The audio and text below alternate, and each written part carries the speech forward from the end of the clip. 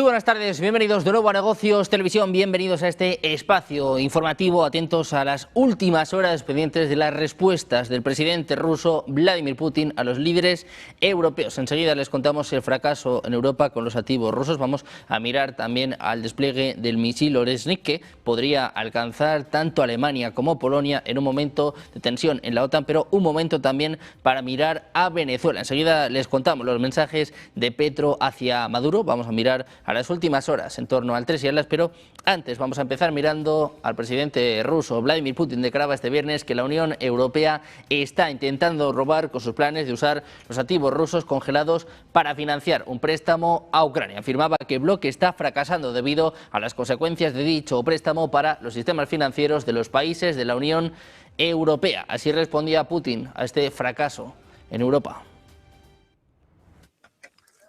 El robo es algo oculto y lo que intentan hacer es algo abierto. Es más que un robo. Pero ¿por qué no pueden hacerlo al final? Porque saben que las consecuencias pueden ser muy difíciles para ellos mismos. Primero, es difícil robar los activos. El presidente ruso Vladimir Putin, que negaba rechazar el plan de Trump, asegura que la pelota está en el campo de Ucrania. Negaba que haya rechazado el plan de paz para Ucrania presentado por Estados Unidos. Subrayaba que la pelota está en el lado de Kiev y de sus patrocinadores europeos. En las reuniones en Moscú nos hicieron propuestas y nos pidieron aceptar algunos compromisos, y al llegar a Anchorage dije que para nosotros serán decisiones no fáciles, pero aceptamos los compromisos que se nos proponen. Por eso nosotros es incorrecto hablar de que rechazamos algunas propuestas. La bola está completamente en el lado de nuestros oponentes occidentales, digamos, el régimen de Kiev y sus ayudantes europeos. Nosotros estamos listos para las negociaciones y para finalizar este conflicto de manera pacífica. El presidente ruso también afirmaba que los países occidentales están aumentando las tensiones con Moscú, afirmando que se están preparando para una guerra con Rusia. Dice en su conferencia de prensa anual que las afirmaciones sobre un plan de Moscú para atacar Europa son absurdas. Nosotros no exigimos nada anormal. No decimos que un país no tiene derecho de elegir su sistema de defensa, pero tiene que ser un sistema que no amenace a otros y menos a nosotros. No estamos exigiendo nada de lo que no hayamos dicho antes. Insistimos en el cumplimiento de las promesas que se nos hicieron y de las responsabilidades que asumieron nuestros socios europeos. Nos engañaron y queremos llegar a una situación cuando se construye un sistema de seguridad seguro en Europa.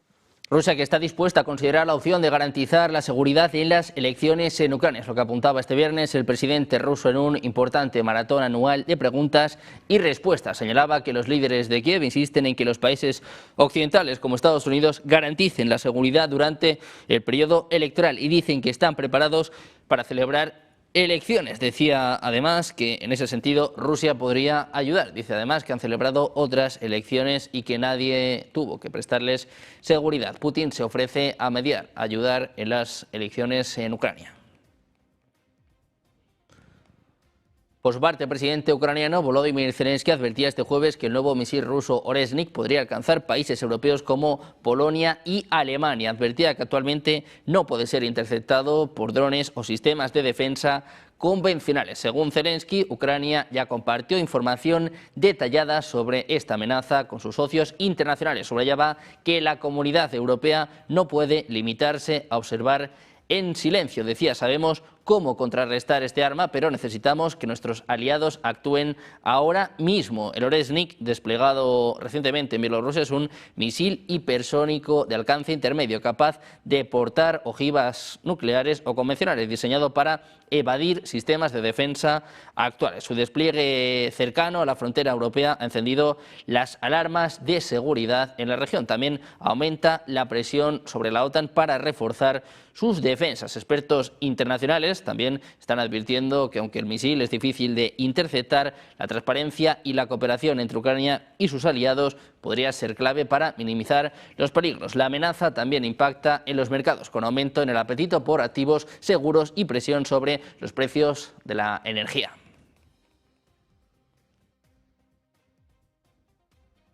Pendientes de Zelensky, de esta tensión en Ucrania, vamos a poner el foco también en la tensión entre Estados Unidos y Venezuela. Está hablando en estos momentos el secretario de Estado de Estados Unidos, Marco Rubio, dice que no consideran a Maduro el líder legítimo de Venezuela. Ojo con el mensaje de Rubio. Obviously, it'll be up to the people of Colombia to elect their next president. Yes, ma'am, right there in the middle. I don't want you guys to think I'm only picking the Spanish ones, okay? I actually don't know who any, well, there's a list here, but I can't even read it without these glasses. All right, go ahead, I'm sorry. Perdón. Secretario Rubio, usted lleva años denunciando el régimen de Nicolás Maduro y estuvo, entiendo, hace poco en una conversación telefónica donde hablaron el presidente Trump y Nicolás Maduro. Quisiera preguntarle cómo sintió a Nicolás Maduro en esa conversación, usted que lo conoce desde hace años, pues su comportamiento, si siente que está acorralado como reportan los medios, si está abierto a irse a otro país a cambio de un indulto, si ustedes estarían pensando en reunirse con él. ¿Cómo fue esa conversación? O sea, ¿qué nos puede contar de el efecto que está teniendo sobre la persona? Yo no voy a comentar sobre ninguna conversación del presidente Trump con cualquiera del mundo, si existió o no existió. Yo no voy a comentar sobre eso. Voy a repetir lo que he dicho ya. Esto se trata de algo muy simple. Esto se trata de los intereses nacionales de Estados Unidos. Y hay una amenaza regional que existe.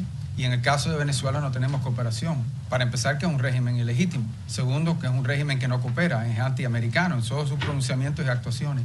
Y tercero, es un régimen que no solamente no coopera con nosotros, sino abiertamente coopera con elementos peligrosos, terroristas y criminales. Incluso ellos mismos lo son. Entonces es difícil llegar a un acuerdo con terroristas que están abiertamente cooperando con estos elementos peligrosos que amenazan la seguridad de Estados Unidos. Encima de eso no voy a especular más. Pero va a haber guerra, secretario, porque ahorita en Colombia todo el mundo se está levantando, en Venezuela, con la posibilidad de que haya una guerra entre Estados Unidos y Colombia. Nosotros estamos protegiendo el interés nacional de Estados Unidos. Yo creo que, en fin, ese es nuestro derecho. Y también le diré que en Colombia debe haber mucha preocupación, que ha habido un ataque el día antes de ayer, o fue ayer, de ELN, o la FARC, creo que fue ELN, y ¿de dónde operan ellos? Abiertamente, de territorio venezolano, abiertamente, como si fueran un país soberano, operando abiertamente dentro del territorio venezolano. It's the same question, guys, and that is, the bottom line is very simple. Our interest in Venezuela and in the region is the national interest of the United States, and in Venezuela we have an illegitimate regime that not only does not cooperate with the United States, but openly cooperates with narco-terrorists and others who threaten the national security of our country. The gentleman in the middle. I'm going to try to get to everybody, I promise. But you guys... Ahí escuchaban la respuesta por parte del secretario de Estado de Estados Unidos, Marco Rubio, que calificaba a Maduro como el presidente ilegítimo de Venezuela. Dice, bueno, pues que Venezuela está cooperando con terroristas y que es el único país en la región que no está ayudando a Estados Unidos. Muy pendientes de los ataques de Estados Unidos a Venezuela. En los próximos minutos, por cierto, vamos a escuchar también a Donald Trump. Nosotros, mientras tanto, vamos a mirar a Europa. Y es que los miembros de la Unión Europea acordaron proporcionar a Ucrania 90.000 millones de euros de préstamos para 2026 y 2027. Es lo que anunciaba el presidente Antonio Costa. Decía que se va a usar el presupuesto común en lugar de contribuciones nacionales directas. Decía, nos comprometimos y cumplimos. Así lo anunciaba Antonio Costa.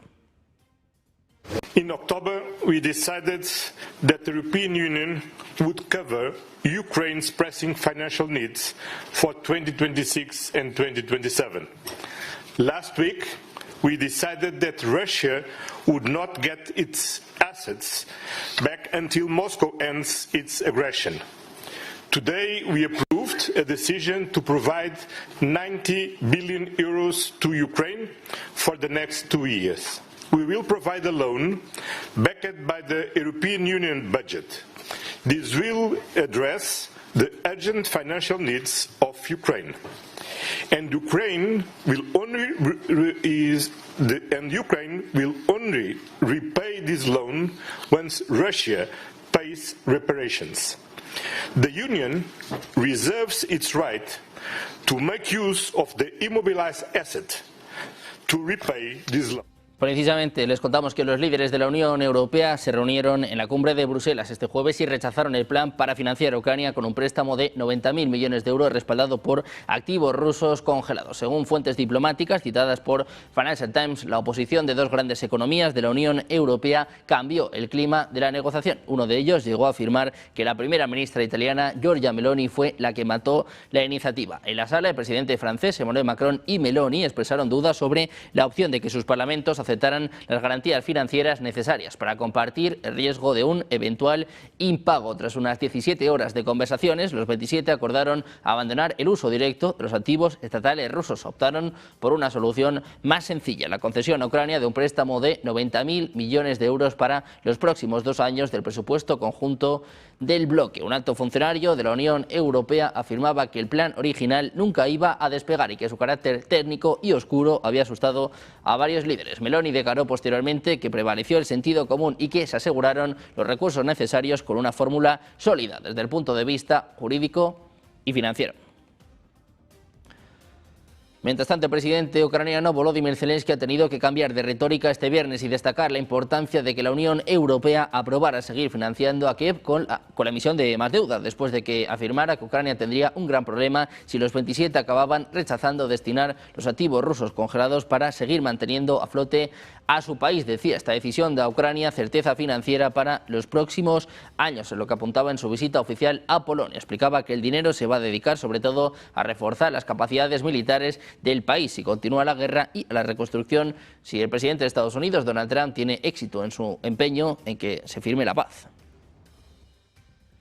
Por su parte, el Servicio de Seguridad de Ucrania ha llevado a cabo su primer ataque contra un petrolero de la flota de la sombra rusa en aguas neutrales del mar Mediterráneo, es lo que apuntan fuentes de la agencia. La operación sin precedentes tuvo lugar a más de 2.000 kilómetros del territorio ucraniano. La unidad Alfa del SBU utilizó drones aéreos para atacar el petrolero Kendil, que no transportaba carga en ese momento, eliminando así cualquier riesgo ambiental. Autoridades afirmaban que el buque había sido utilizado para eludir las sanciones y generar ingresos para el esfuerzo bélico ruso, lo que le convertía en un objetivo legítimo según el derecho internacional. El petrolero sufrió daños críticos y ya no está operativo. El ataque marca una expansión de la campaña de Ucrania contra la flota encubierta rusa, que ya había sido blanco de ataques en el Mar Negro. A principios de este año, el SBU y la Armada ucraniana atacaron Kairos y Virat con drones Sea Baby, provocando explosiones e incendios cerca de la costa de Turquía.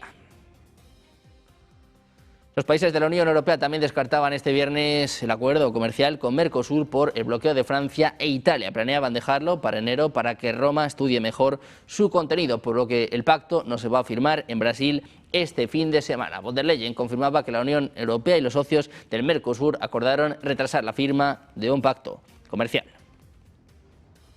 L'altra questione per noi importante è l'accordo del Mercosur, si sta lavorando per posticipare il summit del Mercosur, il che ci offre altre settimane per cercare di dare le risposte che sono richieste dai nostri agricoltori, le salvaguardie che sono necessarie per i nostri prodotti e consentirci così di poter approvare l'accordo del Mercosur quando, come abbiamo detto, avremo tutte le garanzie che sono richieste da un settore che altrimenti potrebbe essere colpito. Por su parte, el presidente francés Emmanuel Macron ha defendido este viernes que europeos y ucranianos definan un marco común que les permita retomar las discusiones con el presidente ruso Vladimir Putin en las próximas semanas con el objetivo de avanzar hacia el final de la guerra. Et deuxième question, à ce stade, est-ce que vous estimez qu'il serait utile de parler à Vladimir Poutine ? Je pense qu'il va redevenir utile de parler à Vladimir Poutine, oui. De toute façon, je constate qu'il y a des gens qui parlent à Vladimir Poutine. Donc, je pense que nous, Européens et Ukrainiens, on a intérêt à trouver le cadre pour réengager cette discussion en bonne et due forme. Sinon, on discute entre nous avec des négociateurs qui vont seuls discuter avec les Russes. Ça n'est pas optimal. También les contamos que un dron de reconocimiento militar de posible origen ruso se ha estrellado este viernes en el norte de Turquía, en lo que parece ser el segundo incidente de este tipo registrado esta semana en el país euroasiático, es lo que informa el diario turco Turkiye. La aeronave no tripulada, de unos 2 metros de largo y envergadura aún mayor, según se aprecia en las fotos publicadas por este diario, se estrelló a media tarde en una zona agrícola cerca de un pueblo en la provincia de Kocaeli, lindante al este con la de Estambul. La caída del dron fue observada por los habitantes del pueblo, que tomaron varias fotos del aparato estrellado, al tiempo que avisaron a las autoridades. Pendientes de Turquía, mirando también a la tensión en Venezuela, con Petro estallando contra Maduro con las amenazas de Donald Trump. Hacemos una pausa, 2 minutos, enseguida la información. Negocios Televisión.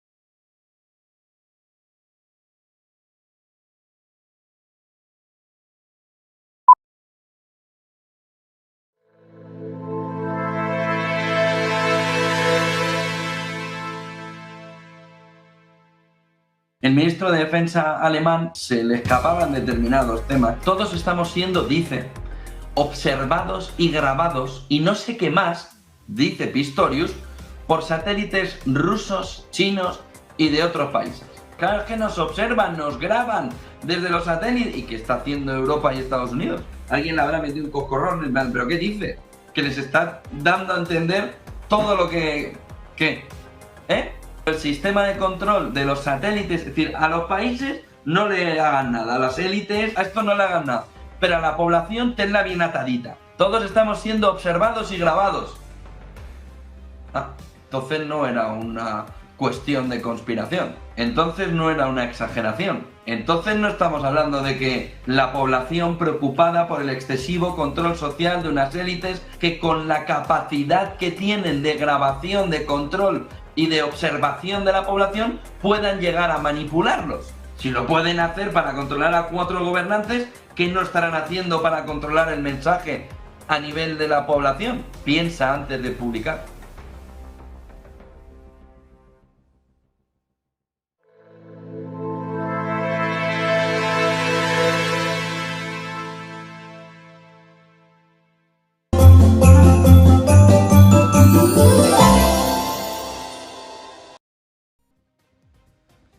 Seguimos en Negocios Televisión, seguimos atentos a las últimas horas con el foco puesto en Venezuela. Les contamos que Donald Trump no descartaba que su país vaya a la guerra en una entrevista telefónica con NBC News, afirmando que si bien no lo está discutiendo, es una posibilidad. Trump se negaba a confirmar si su objetivo es derrocar a su homólogo venezolano Nicolás Maduro, pero afirmaba que el presidente venezolano sabe exactamente lo que quiere. También afirmaba que habrá más incautaciones de petroleros. Los comentarios de Trump siguen a su orden de un bloqueo total y completo de los buques sancionados que entran y salen de Venezuela. Trump afirma que el país sudamericano tomó ilegalmente los derechos energéticos de Estados Unidos. Precisamente ayer le preguntaban a Trump sobre esta cuestión. Decía que no necesita autorización del Congreso para ordenar bombardeos contra intereses del narcotráfico ubicados en Venezuela. Admitía que no le importaba compartir información previa con el legislativo. Decía que no quiere filtraciones. Escuchen el mensaje de Donald Trump. Will you be seeking any authorization from Congress for any land attacks on cartels in Venezuela?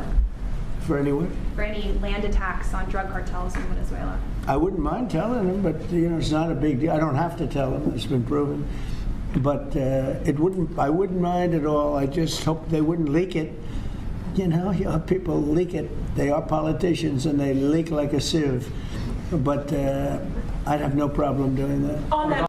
Por su parte, el ejército de Estados Unidos dijo que llevó a cabo ataques contra 2 barcos en el Océano Pacífico Oriental este jueves, por órdenes del secretario de Guerra Pete Hegseth. El Comando Sur de los Estados Unidos informó que las embarcaciones estaban vinculadas a operaciones de narcotráfico y las describía como operadas por grupos terroristas designados. 3 personas murieron en una embarcación y 2 en la otra. Esta fue el tercer ataque de esta semana y seguía semanas de acciones bajo la administración dirigidas a embarcaciones acusadas de contrabando de drogas.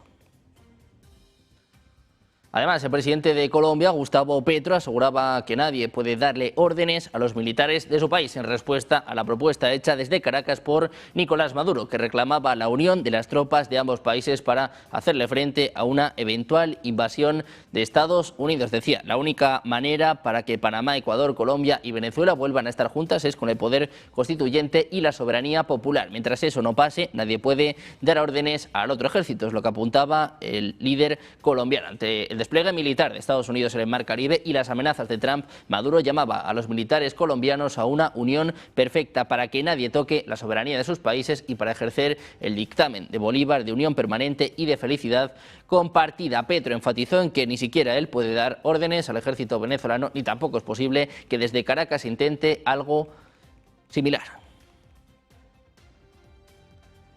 Pendientes de Petro, miramos de nuevo a Estados Unidos. El personal de la Fuerza Aérea estadounidense ha unido fuerzas con sus homólogos ecuatorianos en una base en Manta, en Ecuador, para una operación antinarcóticos temporal. Este esfuerzo conjunto de corto plazo se lleva como parte de su estrategia de seguridad bilateral de largo plazo en línea con los acuerdos actualmente vigentes de conformidad con la legislación ecuatoriana. Es lo que apuntaba la Embajada de Estados Unidos en X. Ecuador y Estados Unidos activaron un operativo temporal en la base aérea de Manta, que el presidente ecuatoriano calificaba como parte de una operación independiente que tiene el objetivo de luchar contra el narcotráfico. Dicen que hay un aumento de las tasas de homicidios en los últimos 3 años y una expansión del control de los grupos criminales sobre las rutas costeras de tráfico.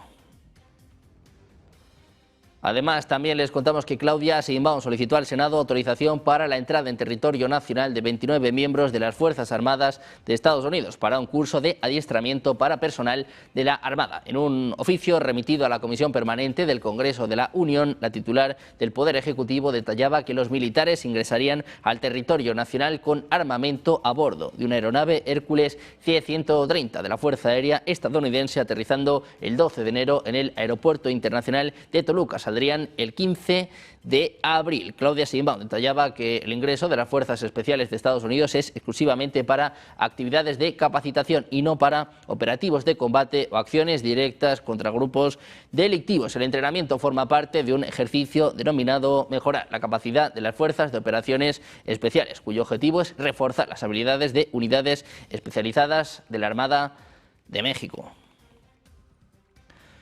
Por su parte, Japón ha reiterado su compromiso de jamás poseer armas nucleares después de que algunos medios informaran de que un alto funcionario, miembro de la oficina de la primera ministra del país, había abogado por la necesidad de contar con armamento nuclear debido al deterioro del programa de seguridad para disuadir a posibles agresores. El secretario jefe del gabinete japonés, Minoru Kihara, aseguraba que su país no ha cambiado su política, manteniendo una posición firme en torno a sus 3 principios no nucleares que prohíben la posesión, el desarrollo o el uso de este tipo de armas. Sin embargo, se negaba a comentar las declaraciones del funcionario anónimo o si esa persona va a permanecer en su cargo en el gobierno. La cuestión de las armas nucleares es altamente sensible para Japón, a ser el único país que ha sufrido bombardeos atómicos. A pesar de que Estados Unidos fue el culpable directo, ahora está buscando acuerdos con Donald Trump.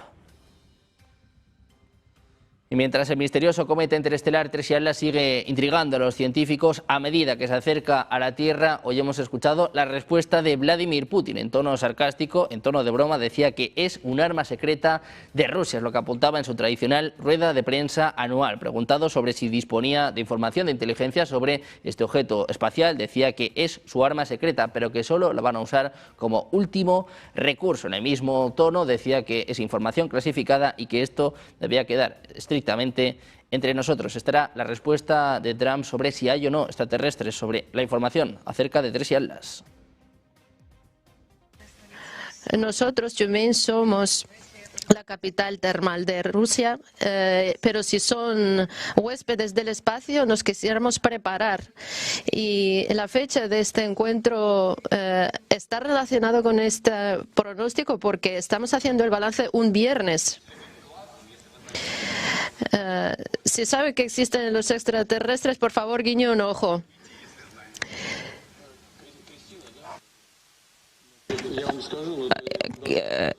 Cristina, yo le diré, la información es nuestra arma secreto que vamos a aplicar en casos excepcionales. Bueno, pues pendientes del 3 y Atlas, mirando la respuesta del presidente ruso en un día marcado por este discurso anual, también por estas tensiones entre China y Estados Unidos por Taiwán. Hacemos una pequeña pausa, 2 minutos, y enseguida Alfredo Jalife, Negocios Televisión.